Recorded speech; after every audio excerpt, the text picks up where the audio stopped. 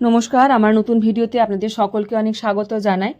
গত রবিবার, সেদিন ছিল 14 তারিখ, সকালবেলাতেই অলির বাবা মাকে নিয়ে বর্ধমানের উদ্দেশ্যে রওনা দিল।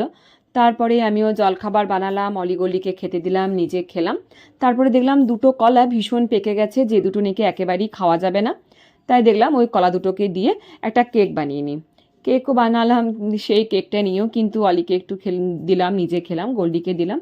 বেশ, তারপরে কিন্তু এদিকে রান্নাবান্না বসাবো। তার মধ্যে চিকেনটা নিয়ে এসে চিকেনটা কিন্তু বসিয়ে দিয়েছি, রান্নাবান্না করছি। আর এদিকে আজকে যেহেতু দেখলাম যে অলির বাবা নেই, ঠাকুমাও নেই, তাই আমরা দু তিনজনে একা আছি, বাড়িতে আর কেউ নেই, একটু পোলাও বানাই। তা পোলাওয়ের জন্য সব কিছুই রেডি করছিলাম। তা করতেই আমার মা ফোন করলো, কে কী করছিস, পিনুরা কখন বেরোলো, ওখানে পৌঁছালো কিনা, সব খবরাখবর নিচ্ছিল, জলখাবার খেয়েছি কিনা। তারপরেই বললো তোর বাবার শরীরটা ভালো নেই, বাবা একটু পেটে ব্যথা হচ্ছে, পাতলা পায়খানা করছে, গ্যাস অম্বল হয়েছে। আমি বললাম ওষুধ খেয়েছে নাকি বাবা? দেবা বললো হ্যাঁ আমি ওষুধ খেয়েছি, মনে হচ্ছে পেটে ব্যথাটা আস্তে আস্তে কমবে।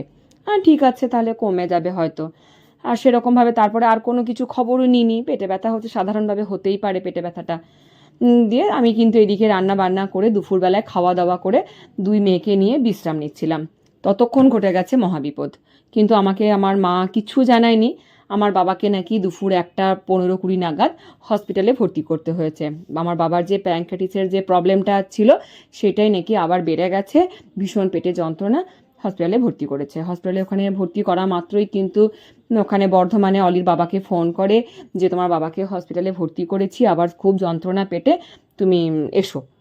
ওখান থেকেও অলির বাবা খাওয়া দাওয়া করে তাড়াতাড়ি বেরিয়ে পড়ে। তারপরে বাহিরিতে মেসোমশাইকে ফোন করে, মানে আমার ভাইয়ের শ্বশুরকে। মেসোমশাই কিন্তু বাহিরি থেকে চলে আসে হসপিটাল, মামাকে ফোন করে, মামারও আসতে প্রায় সন্ধে হয়ে গেছে। ততক্ষণ কিন্তু আমি কিচ্ছু জানি না। বিকেলবেলায় 4টে নাগাদ আমি রেস্ট নিয়ে তারপরে উঠলাম, অলিকে স্যার পড়াতে এলো, অলি এদিকে পড়তে বসেছে, আমিও বসে বসে টিভি দেখছি। ততক্ষণ কিন্তু অলির বাবা বর্ধমান থেকে পৌঁছে গেছে হসপিটালে। ওখানে দেখে টেখে অলির বাবা যখন হসপিটাল থেকে বেরিয়েছে, আমার মা ফোন করে আমাকে 5:15-তে, যে কি করছিস? আলাম এরকম আমি বসে টিভি দেখছি, অলিকে স্যার পড়াতে এসেছে, গোল্ডি ঘুমাচ্ছে।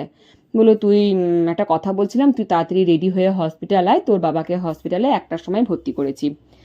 তখন তো আমি ভীষণ কান্নাকাটি জুড়ে দিয়ে কী হলো, হঠাৎ করে ওর বাবা বাড়ি ফিরে ঢুকেই বলে তুমি তাড়াতাড়ি রেডি হয়ে হসপিটালে যাও, এরকম বাবাকে ভর্তি করা হয়েছে হসপিটালে, আমরা সবাই জানি, তোমাকে কিছু বলিনি, তুমি একা আছো বলে।